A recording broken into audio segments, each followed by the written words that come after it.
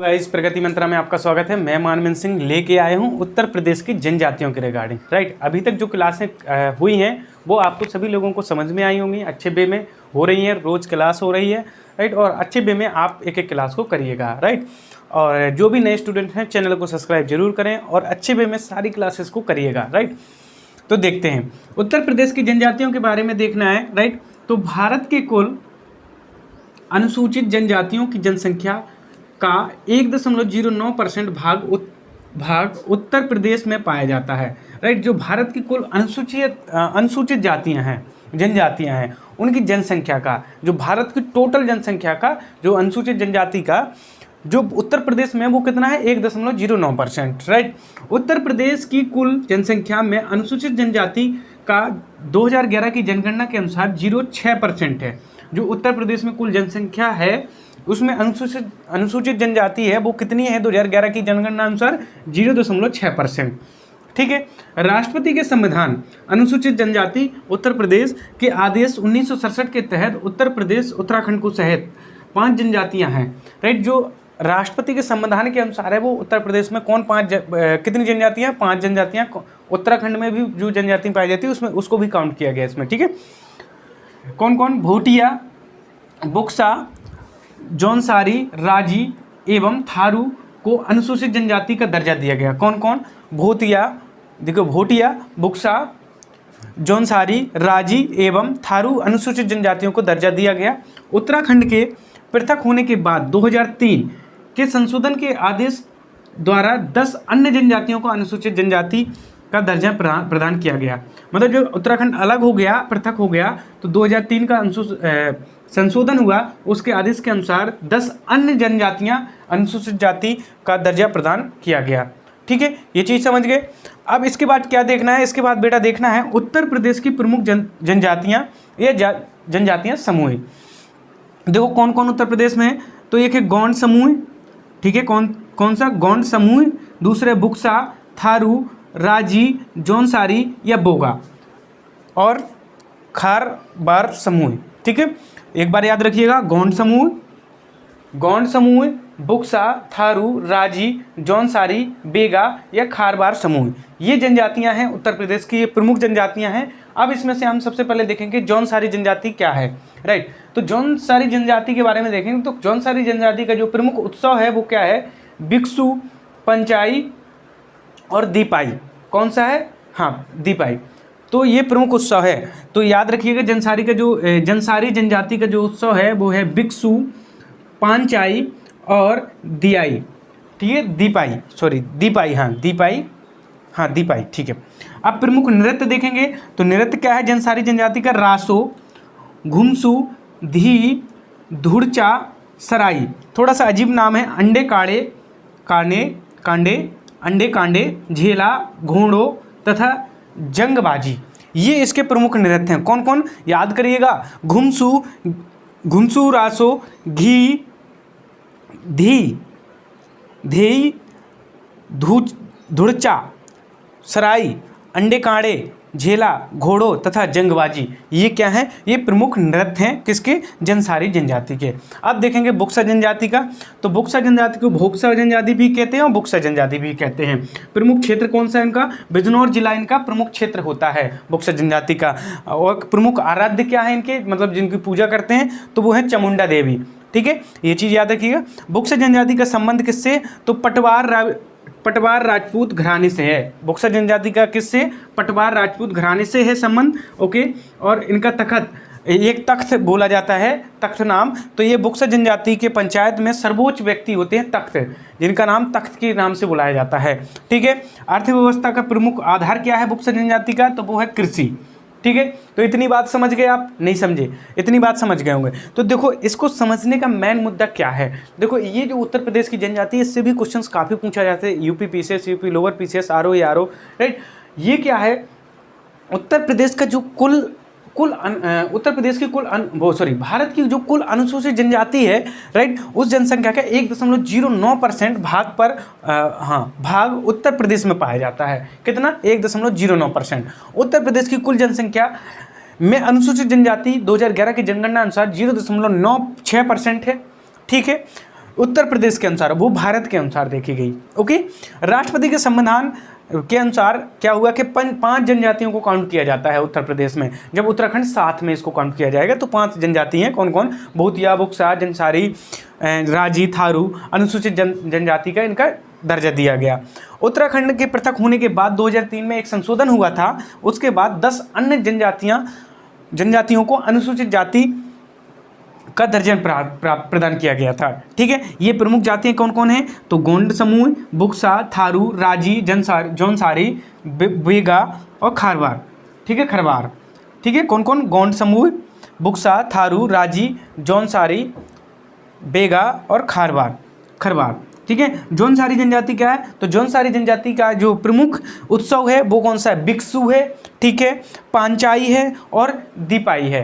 ठीक है, दीपाई है। और प्रमुख नृत्य कौन सा? रासो, धुमसू, धी, धुनचा, सराई, आंडे कांडे, झेला, घोड़ो एवं जंगबाजी, ये इसके प्रमुख नृत्य हैं। किसके?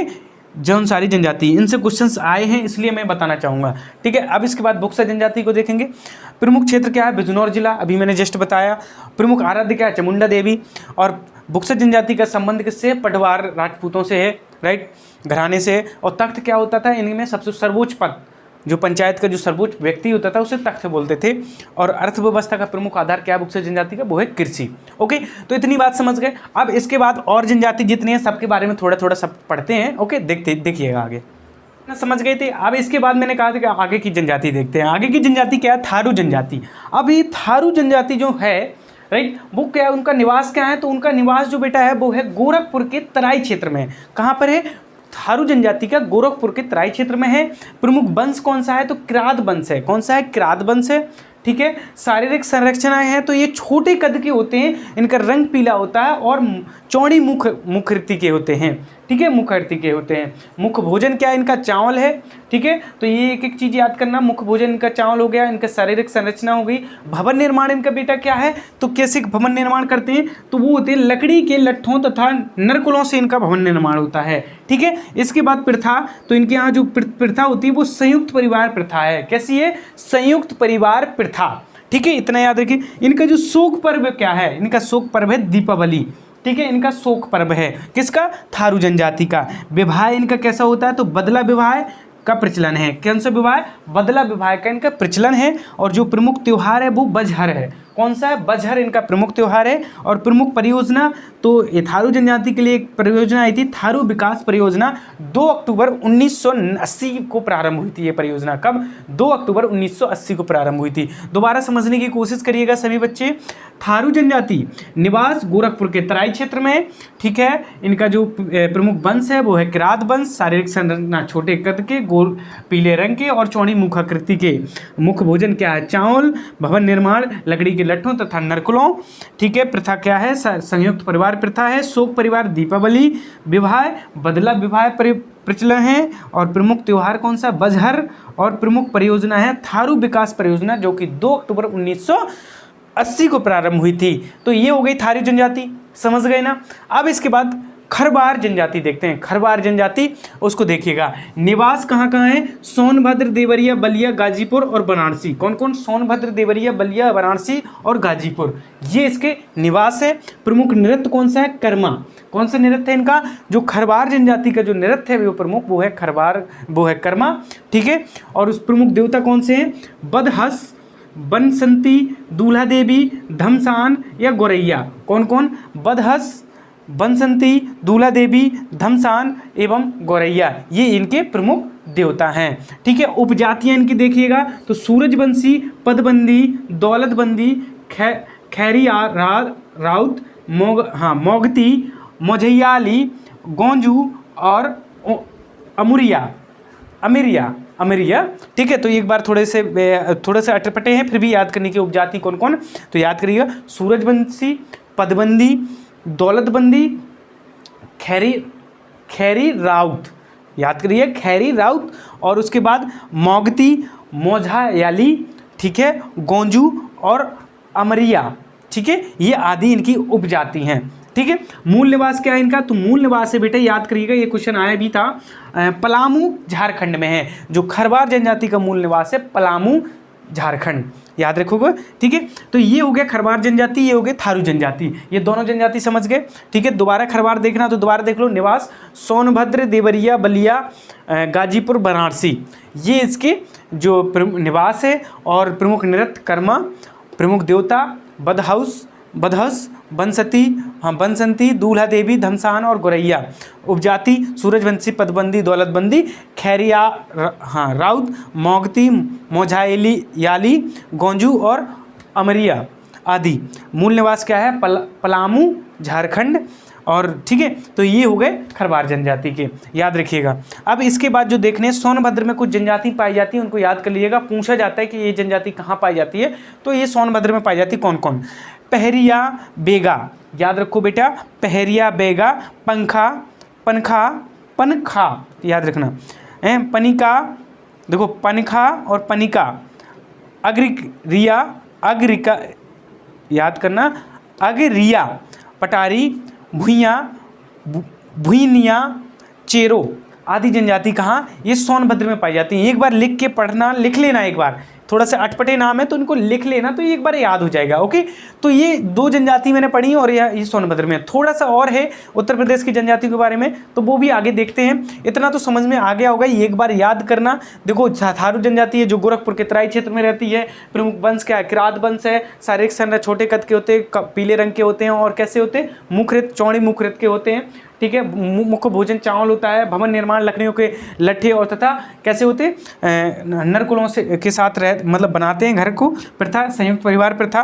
शोक पर जो पर्व है वो दीपावली, और जो उनका परिवार खुद उनका त्यौहार है, जो प्रमुख त्यौहार जिसे कहते हैं बजहर, ठीक है। और उसके बाद विवाह कैसा है उनको यहाँ, तो बदला विवाह प्रथा है, ठीक है। और प्रमुख परियोजना कौन सी थी, तो थारू परियोजना, जो कि 2 अक्टूबर 1980 को लागू की गई थी, राइट। तो इस तरीके से इसको देख लिया हमने। अब इसका आगे देखते हैं, ठीक है, लिया था। अब इसके बाद जो देखने जा रहे हैं वो देखने जा रहे हैं माहीगीर जनजाति, ठीक है। माहीगीर जनजाति, उसके बारे में देखिएगा। जो जनजाति समुदाय है एक तरीके का, राइट। तो माहीगीर जनजाति समुदाय को देखिएगा, इसको उत्तर प्रदेश में ओबीसी सूची में शामिल किया गया। उत्तर प्रदेश में कौन सी सूची में, ओबीसी सूची में शामिल किया गया। इसका प्रमुख क्षेत्र कौन सा है, तो बिजनौर जिला है। तो माहीगीर जनजाति कौन सा प्रमुख क्षेत्र है, बिजनौर जिला है। और प्रमुख धर्म कौन सा है इसका, तो वो है इस्लाम। तो प्रमुख धर्म कौन सा हो गया, इस्लाम। अगर आ जाए एग्जाम में, पूछा जाता है इससे। देखो ये जो जनजाति मैंने पढ़ाई है ना, ये पूछेंगी और पूछी जाएंगी और पूछी गई, ऐसी जनजाति हैं, राइट। प्रमुख धर्म कौन सा है, इस्लाम, ठीक है। इसके बाद अर्थव्यवस्था का प्रमुख आधार इनका क्या है, तो वो है मछली पकड़ना। तो इन जो माहीगीर जनजाति है, इनका जो मुख्य आधार क्या है, जो कि इनकी अर्थव्यवस्था का, वो है मछलियों को पकड़ना, राइट, मछली पकड़ना, राइट। अब इसका एक नोट है छोटा सा, इसके बारे में देखिएगा। स्वतंत्रता पूर्व में के अभिलेखों में इन्हें मुस्लिम जनजाति के रूप में अभिहित किया गया, ठीक है। मुस्लिम जनजाति के रूप में से अभिहित किया गया। वर्तमान में ये भारत के किसी भी राज्य में जनजाति के रूप में अनुसूचित नहीं है, राइट। तो वर्तमान में ये भारत में किसी भी राज्य में, कोई भी राज्य नहीं है, राज्य में जनजाति के रूप में अनुसूचित नहीं है ये, ठीक है। तो ये इसका नोट है, याद रखिएगा। स्वतंत्रता के पूर्व के अभिलेखों में इन्हें मुस्लिम जनजाति के रूप में काउंट किया जाता था, ठीक है। तो ये आप समझ गए। माहीगीर जनजाति कौन सा, ये उत्तर प्रदेश में ओबीसी में शामिल है। इनका प्रमुख क्षेत्र बिजनौर है। इनका प्रमुख है अर्थव्यवस्था का आधार क्या है, मछली पकड़ना है। इनका धर्म क्या है, इस्लाम है। तो याद रखिएगा, ठीक है। कुछ इंपोर्टेंट पॉइंट है जो आपके याद करने लायक हैं, समझिएगा क्या है। जनसंख्या के आधार पर उत्तर प्रदेश की सर्वाधिक बड़ी जनजाति समूह का क्रम, मतलब सबसे बड़ा, फिर उससे छोटा, फिर उससे छोटा, इस तरीके से क्रम। तो सबसे ज़्यादा है गोंड, फिर है खरवार, ठीक है, फिर है थारू। तो देखो क्या है, जनसंख्या के आधार पर उत्तर प्रदेश की सर्वाधिक बड़ी जनजाति का समूह का क्रम। तो पहले सबसे बड़ी कौन सी है, गोंड, ठीक है, गोंड। दूसरी कौन सी है, खरवार। और तीसरी कौन सी है, थारू। याद रखोगे, क्रम याद रखोगे, गोंड, खरवार और थारू। उसके बाद अगला पॉइंट, थारू जनजाति के लोगों को शिक्षा प्रदान करने हेतु सरकार द्वारा महाविद्यालय की स्थापना की गई। जो थारू जनजाति है उनको शिक्षा प्राप्त करने के लिए एक महाविद्यालय की स्थापना की गई। वो कहाँ पे की गई? तो वो की गई लखीमपुर खेरी में। कहाँ पर की गई बेटा? लखीमपुर खेरी में, याद रखिएगा, ठीक है। तो थारू जनजाति के लिए शिक्षा प्राप्त करने के लिए कहाँ किया गया महाविद्यालय की स्थापना? तो लखीमपुर खेरी में की गई। अगला पॉइंट, उत्तर प्रदेश राज्य के अनुसूचित जाति विकास निगम द्वारा, ठीक है, उत्तर प्रदेश राज्य के अनुसूचित जाति विकास निगम द्वारा 2001 से 2 में लागू की गई योजना, ठीक है। तो विकास निगम द्वारा अनुसूचित जाति है, ठीक है, जाति विकास निगम द्वारा जो लागू की गई योजना उसको क्या है? सैनिटरी मार्ट योजना। उस योजना का नाम क्या है? याद रखो, सैनिटरी मार्ट योजना। याद रखने वाली बात है, सैनिटरी मार्ट योजना, ठीक है। ये योजना लागू की गई थी, ठीक है। उद्देश्य क्या है? सिर पर मैला ढोने पर रोग के बाद बेरोजगार हुए लोगों को रोजगार प्रदान करना। तो इस सैनिटरी मार्ट योजना का मतलब है कि रोजगार देना एक तरीके का, ठीक है। तो सैनिटरी मार्ट योजना किसके लिए? जो ये कहाँ पर? उत्तर प्रदेश में जो अनुसूचित जाति है उनके लिए ये योजना की लागू की गई थी। कब? 2001 से 2 के बीच। कौन सी? सैनिटरी मार्ट योजना। याद रहेगा।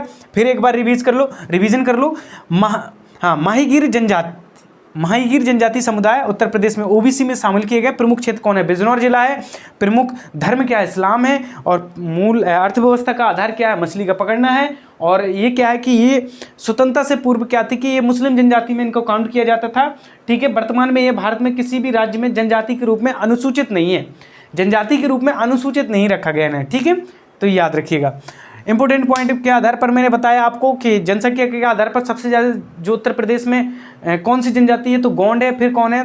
खरवार है, फिर थारू है, राइट। ये वाला पॉइंट हो गया। थारू जनजाति के लिए शिक्षा प्रदान करने के लिए एक विश्वविद्यालय खोला गया था। वो कहाँ खोला गया? लखीमपुर खेरी, उत्तर प्रदेश, ओके।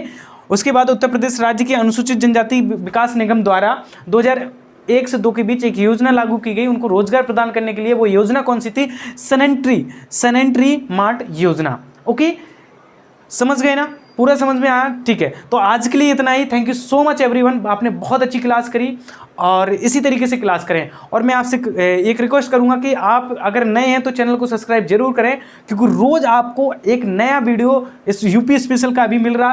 प्रत्येक सब्जेक्ट का आपके UP PCS, UP lower PCS, UP RO, UP SI, UP police constable, UP का कोई भी एग्जाम है आपके लिए बहुत इंपॉर्टेंट है।